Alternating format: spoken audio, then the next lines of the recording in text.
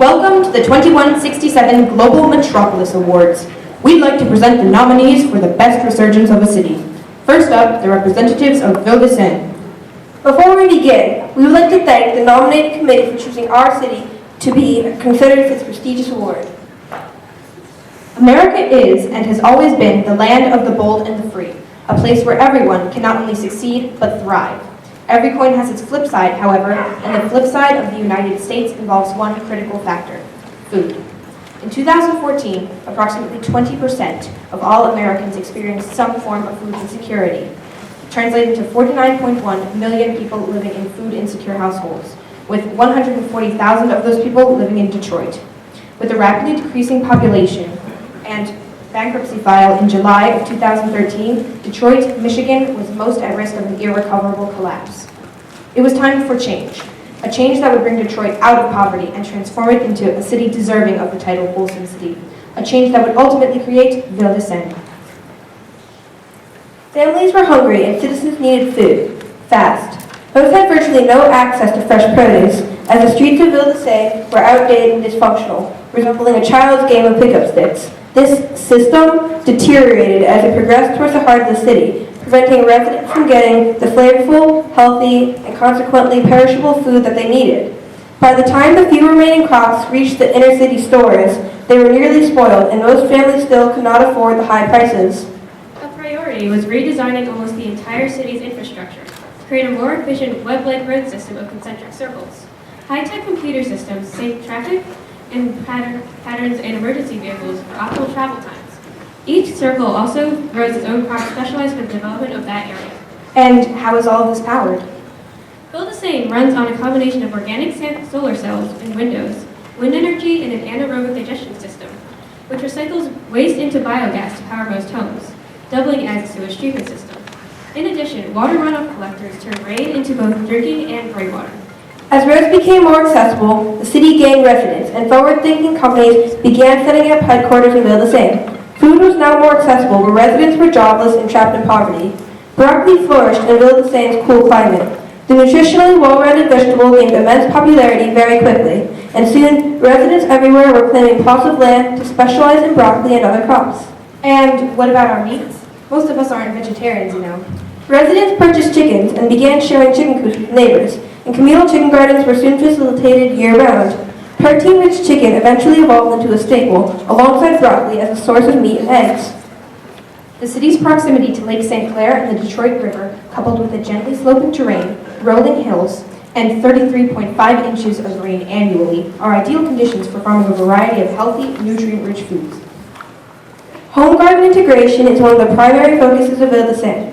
Community gardens adorn rooftops and are located in alternating city blocks, while specially designed modular homes combine a living space with an ideal growing environment. Fruit and nut trees also line the streets, offering a fresher alternative to preservative-treated store-bought goods.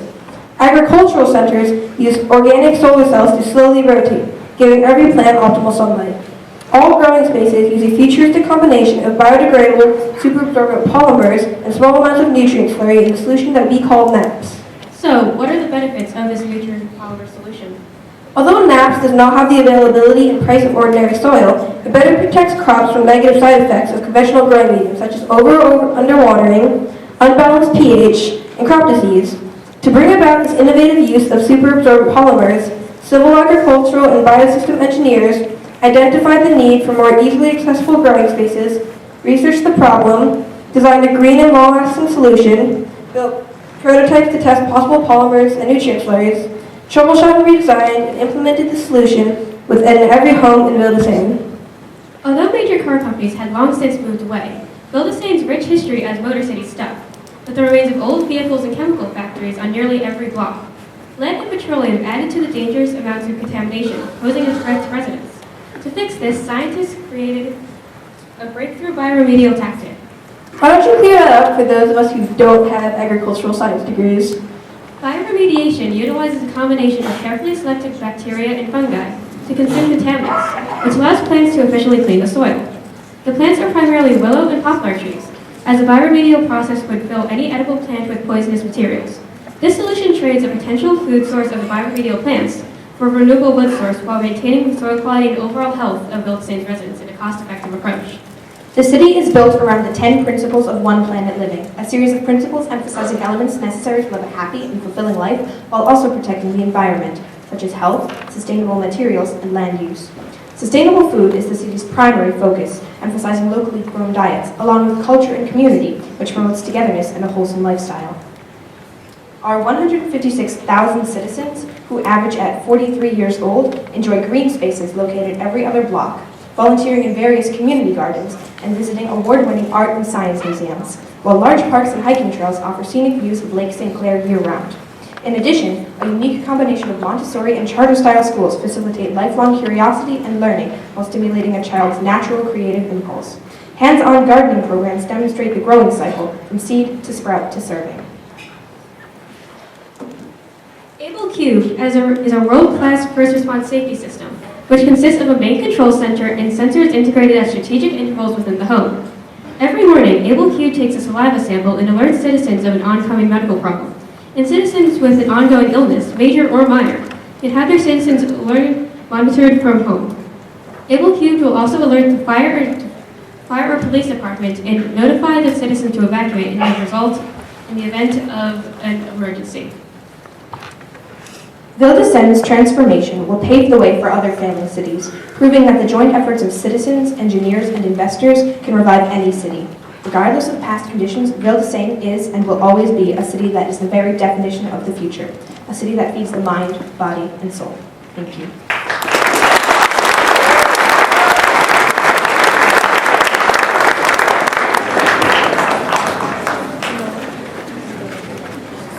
What factors into the cost to grow your vegetables and to grow your protein? Well, the main factor in costing and growing our vegetable and protein would probably be the nutrient-absorbing polymer solution, NAPS. Because while it is a bit costly to purchase at first, it is very long-lasting, and the benefits definitely outweigh the initial cost, as it can be reused until it biodegrades pretty much. And for our protein, the initial cost of chicken was not too great, as people already had begun growing chickens on their own before the government decided to step in. But definitely redesigning the infrastructure to accommodate for the need of a new vegetable and protein was the most expensive part. And mainly for the chicken, it was trying to find the right places to put the chicken and making sure that they had enough food and water for them to survive.